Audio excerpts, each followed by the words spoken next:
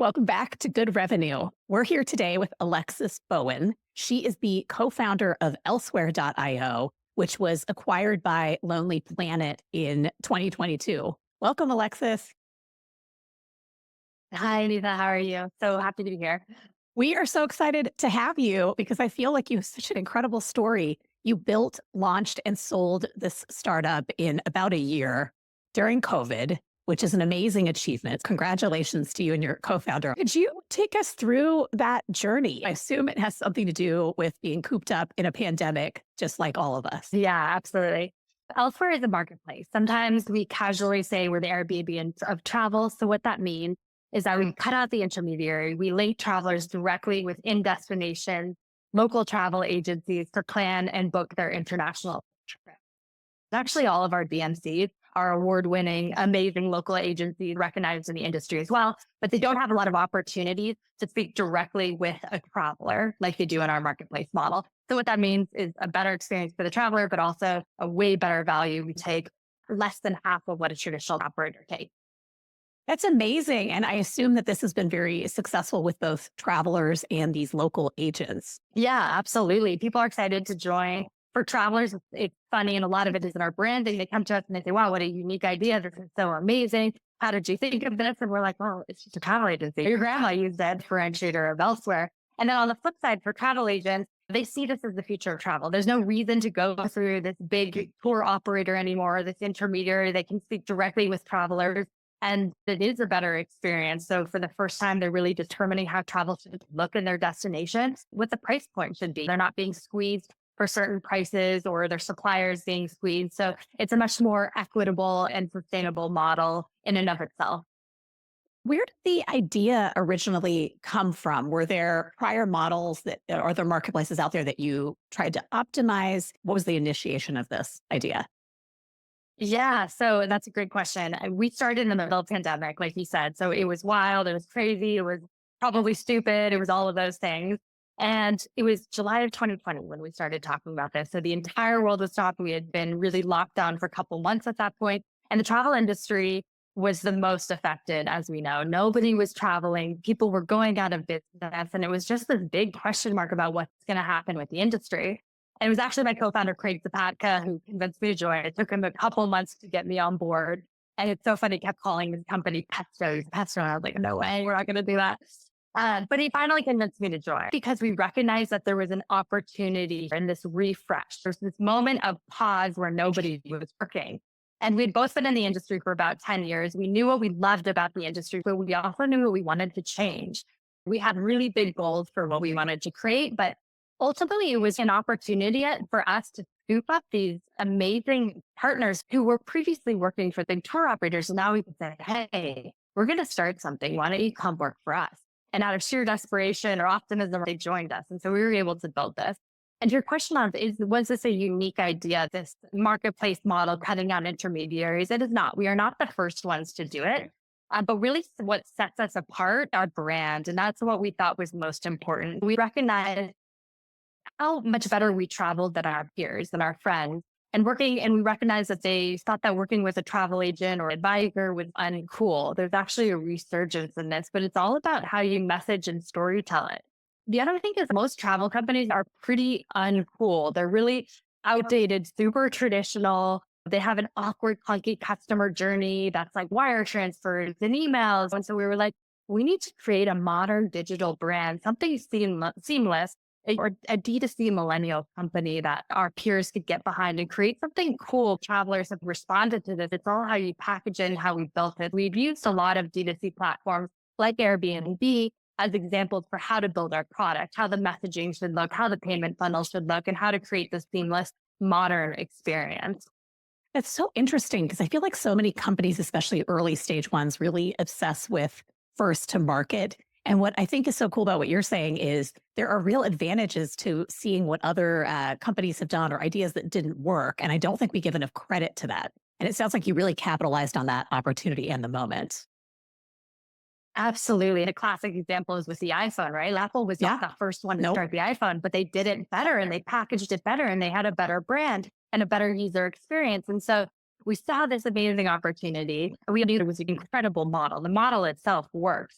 And it was about getting the messaging key. And I think this is so important. Like storytelling is powerful, right? It has the ability to connect people to a brand and really evangelize people to this product or story. And I think this was one of the main opportunity areas we saw. Did you end up taking any investment? And this all happened so quickly. I'm curious about the sequencing and the level of resourcing you brought to this. Gosh, yeah, it was crazy. We did not get any investment. The founding team was really small. The founding team was essentially my co-founder and I. We hired a CTO and a designer. We paid on an hourly basis. This was a kitchen table startup. My co-founder and I pulled together our resources. We had a 70K budget to build and launch and run elsewhere until profitability. Like that is nothing. So it was really bootstrapping, scrappy, roll up your sleeves and get your hands dirty work. We are non-technical founders. So we needed to hire a CTO. And he essentially acted as a translator between us and an engineering team that we had hired. He was a critical role. But again, it was all about that hourly basis, which allowed us to do it on such a budget. We didn't take investment. It wasn't that we were resolute on not taking investment, but it wasn't our first choice. We were speaking with investors, keeping that an option on the back burner. But our first choice was to grow slowly and sustainably. We ran a really lean machine and we knew that our model could work with very little overhead costs. And that's the beauty of a marketplace model, right? So we are a commission-based model. Our experts they only get paid what Elsewhere gets paid. So when they make a sale, we're very transparent about our costs. We take 13% commission. This is a fraction of a traditional tour operator who takes about 30 to 40%. They have to hire a whole team of active travel advisors and salesmen. We don't have to pay for any of that. We have our experts on commission based, so only paying them when we get paid. We didn't have to keep staff on a retainer. We didn't have to prepay for any goods or services. This was all done on a per sale basis. All we had to do was build the platform and keep it running. So it really allowed for long runway with very little cash. And then in terms of a lean machine, we were actually breaking even by month 3 because we spent no money. We had no overhead costs. The only person on payroll was an accountant that we hired $500 a month to do our book, which was quite simple just because they're only taking 13% off every single sale that came through. Craig and Matt and I, my co-founder Craig, we worked without pay, obviously. And then we had the project-based CTO, designer, and engineers who were just paid hourly based on a project. We really relied on free software. So we used all of Google Suite. We used Canva to build our brand and create videos for our website. It was just very low overhead costs. We also had the first time we didn't need to be chasing investment. And I know that's not the sexy line in the startup world, but there's nothing wrong with being scrappy and sticking to a budget. It really makes you prioritize your resources. And in the end, that meant that we ended up owning 100% of our company when we sold. It was great. You don't always need to raise money. Keep your costs low. Possible to break even in the very early days when you have zero business really coming in. That's what we set out to do and keep our business healthy. This is a story of constraints and aligned incentives. What were some of the takeaways for fellow non-technical founders? I know that you're both non-technical, but if you have any takeaways for someone who's coming in as the CTO, more of the dev side of the house, are there go-to-market or brand considerations that you might share with those types of founders? Yeah, there's a lot of learnings, right? A startup is crazy and you're constantly failing and having to make up answers to things. We were 2 non-technical founders, as you said. So a lot of lessons here. The easy part that we had about building this company is that we had such a clear vision of the product. We knew exactly how we wanted the platform to look and how it would function. This was our Elsewhere website. It was our customer area. It was our expert area as a marketplace model. We knew backends for both of these and also our Elsewhere area. We were product lead because we had a clear vision and knew how these should act and look. The big question was, how do we execute that vision on that 70K budget? And on the tech side, our tech wasn't revolutionary. There were a lot of elements to build, but no proprietary technology. The real hurdle was getting it built on that budget. Having somebody that you trust as a stand-in CTO was crucial for us. He essentially acted as a translator between us and our engineering teams. We could not have done it without him. The translation on the other side, like what the engineers are trying to tell you about complication, which usually means more money, and you prioritize off that, is so important. Having somebody that you trust who also understands your product and what you're trying to build is crucial. we hired a development team out of Ukraine. And that was the only way we could have built our entire company on the budgets that we had. Our budget was really 50K to build our entire platform, which was a very small amount. Um, and they were able to do it at a fraction of the cost that a US based team could do it. So that was an essential choice for us. Would I do that if we had more capital? I'm not sure. But one of the big learnings there is because you need a consistent team build and maintain your site. And this was a huge learning for us, right? We were so naive, so ignorant about how this worked that we were like, oh, we'll just build the platform and then it'll work and we won't need to hire an engineer or have a team until we do a new feature. That is like so naively, ignorantly wrong. Like you need to have people maintaining your code and keeping things happen, things break, there are bugs. And so that was thankfully a post-launch learning when we had some income coming in, having a team. One thing about working with an external development team on a project basis means that you don't have that consistent team always who knows your product and your code and can fix things quicker and easier. And I guess the other thing that I'd say is that you always need to build in more budget than is initially quoted. So when they first told us how much this would all cost, it was like 50K. And we're like, great, this is the exact budget that we have to spend on this. It's never that much because when you get into the acceptance criteria of how everything works, engineers are great at problem solving, but that always comes with more cost, right? And so what that meant for us was we actually had to scrap the elsewhere area. We did all of the customer facing stuff and all of the expert facing stuff for our marketplace. On our side, we ended up working just off a Django admin panel because we ran out of money for that side. Luckily, we could still run our business off that, but it wasn't ideal.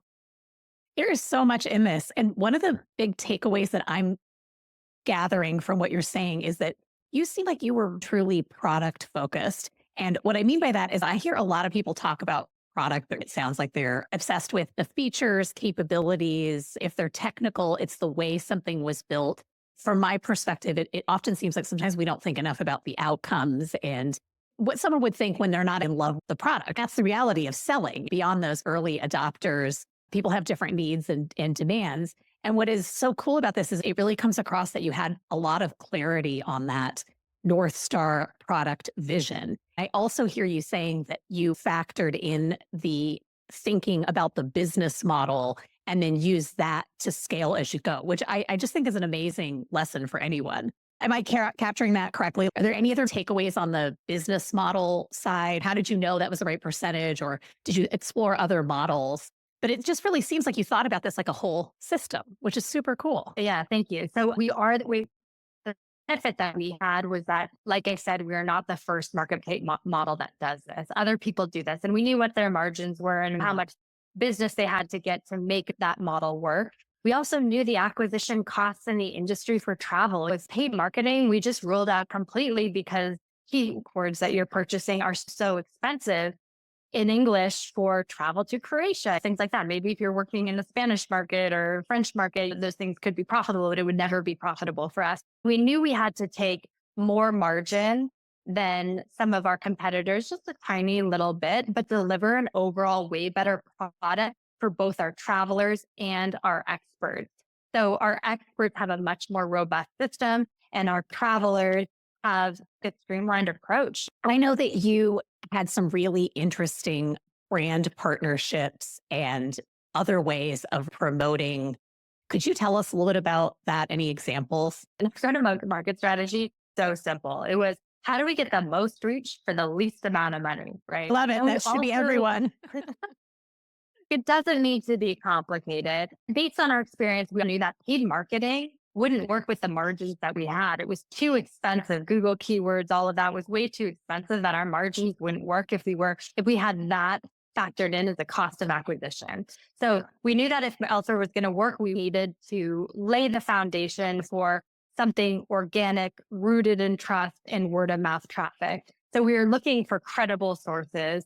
We had a really strong PR and media hustle. It was totally unglamorous. We did not have agency budgets or anything like that. The other thing was social proof. Seeing people love your product or love your trip or love your company means so much to getting people evangelized and getting people to trust. Those are the two areas we zeroed in on. On the PR hustle, a lot of it played into our storytelling, launching a company in COVID and trying to make something big and grandiose out of this train wreck of what was happening, especially in the industry.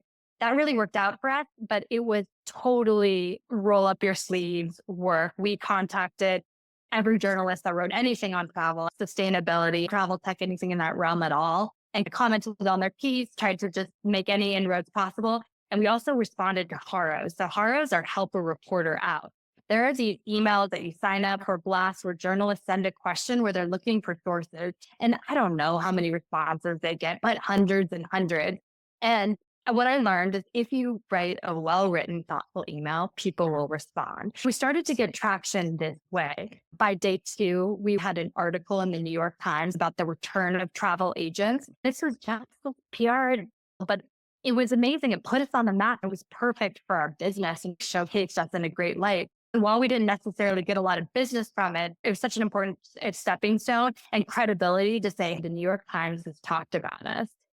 The other thing about the social proofing was we didn't have travelers yet at this point. And so we needed to, UGC is so important, seeing people you trust loving something. That's how you get people to convert. Our strategy was influencers. What's interesting about influencers was your ability to zero in on a target market. You have very high reach for low cost. It drives super engaged and high converting traffic. It's an acquisition channel rooted in trust and word of mouth. These are people who really start to love you and become brand evangelists. We had some key influencer partnerships in the early days that got our name out there. Timing was such an important factor in this because we knew we had to launch. Nobody else was doing any marketing at this point. So that meant we were at the forefront of people's eyes and got people so excited. Other companies were lagging in their marketing efforts. They had put their company in hibernation, trying to save their businesses. And we were coming out with a lot of stuff when everyone else was very quiet in the industry. Timing was a huge part of it. And that was a mad hustle to get launched before borders opened. It was actually March when we started hearing whispers of borders opening for Europe to US vaccinated travelers. And we were like, oh my God, we're nowhere near launch. We're going to launch middle of April. And we just worked and we launched mid-April. And I really do think that was a big part in getting that splash and attention of who are these crazy people doing this new thing right now? Such a great case study. You were definitely the holy grail for many of us in the dark days of 2020 and 2021. So with a huge success like this, what made you decide to sell versus trying to scale it further yourselves? This is such a good question. I get asked this by other founders, and there are pros and cons. Ultimately, we decided to sell. I'll do the cons first. Some of the things we were weighing was this is a passion business for us. We loved Elsewhere. We built Elsewhere because we wanted this as our lifelong career, right? We essentially created our dream job. And by selling it, it meant that we were handing it over and it was no longer ours. That was a big thing for us. And the other thing is, it was a brand new startup at that point. We had really good traction. We ran this lean machine. We were breaking even month over month. By month 3, our potential at that point was unlimited. We knew our model was valuable. We knew our network was killer and that people were interested in what we were doing. There was an excitement around it. It was hard to think about Elsewhere as a subsidiary. Usually, if your startup being acquired by a bigger brand, it means you're less important adjacent. We cared so much about Elsewhere. That was like, do we want to be that like sidekick? But on the pro side, selling to Lonely Planet for us was a dream. The brand itself was a big selling point for us. We grew up traveling with Lonely Planets, those blue spine guides. We have such reverence and admiration for what they had built. Their recommendations are really unparalleled. Like it still stands as an incredible brand in the industry and a well-respected brand. So that was like, that meant so much to us emotionally, right? So like in selling Lonely Planet, or excuse me, selling Elsewhere meant that Elsewhere would live on. Startup is a crazy, extreme and bipolar existence. You could die at any day. This really meant that Elsewhere was going to live. We had great traction, but there are ups and downs. And a startup is like dog years, right? A year is a week and everything can change. So while we had good traction, something could turn us down and we might go out of business. And so ultimately we did decide to sell. And I'm not going to lie, that purchase price was a big part of that. At that point, we had been working a couple of years without a salary. And in terms of M&A, this wasn't a huge deal, but for us, it was life-changing and material. That was something to consider as well. And I'm happy to say that we haven't looked back. It's been exciting to build elsewhere in such a startup phase alongside this legacy brand who's entering a more modern digital era. So it's been a fun challenge. And what was your M&A process like, maybe specific to the integration, since you have stayed on and you're now a part of Lonely Planet? What was that experience like? And were there any lessons learned that you could share? Yeah, the M&A process is exciting. It's also exhausting. They look through everything of your business. So you have to be ready for that, it's amazing that it was so exhausting for a business that has been only 9 months. I can't even imagine how many years and years, especially if you date pre-internet. Like I think about the Lonely Planet acquisition, and I don't even know how they did the due diligence. So much was on paper. We're in different warehouses all over the world with all their different owners. And be prepared to be an open book and share everything. Two main takeaways is you need an advisor. I was lucky enough to call a friend who had been through several successful exits. This is so key. You can read the books, you can think you understand the process and know the language, but in reality, it's a negotiation and a legal one. And especially in the beginning, it's really a song and dance. You're keeping your cards close, and it's hard to see what is the other person really asking for. And in the case of our business, it was simple. We were so new. But as soon as you start to grow, there's so many other non-purchase price variables that come into consideration. So if you have a team, what's going to happen to your team after acquisition? Do you care about your brand? There's all of these questions. Do you care about the future? Do you want to stake in the future success of the business once it's sold? Do you want to be a part of it? For us, it was an acqui-hire. We were definitely part of the business, and that was a plus for us. But on the flip side, because we were an acqui-hire, I started this business living in Paris, France. I had to boom internationally. And my husband had, at that time, a successful company that he was running with a team. And that meant closing the company and laying off our teams. These are all really hard decisions that are outside the purchase price. And working with an advisor helped to bring that to light and tease out what's really important to me. I couldn't overstate the importance of having an advisor. Be someone that you want to work with.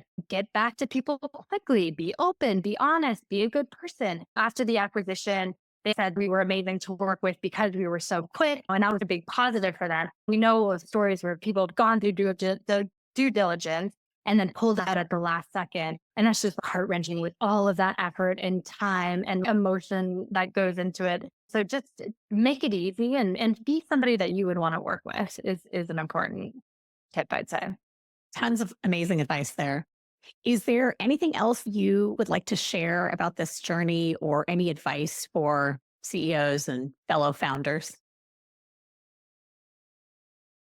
Yeah, just for the integration process, I think the hard thing about an integration is you're usually integrating your company into a larger one and you're now a less important subsidiary. So I mentioned this as a con, but it's important to remember, especially as a founder who is so emotionally tied to the business. I wish retrospectively I had been better at this.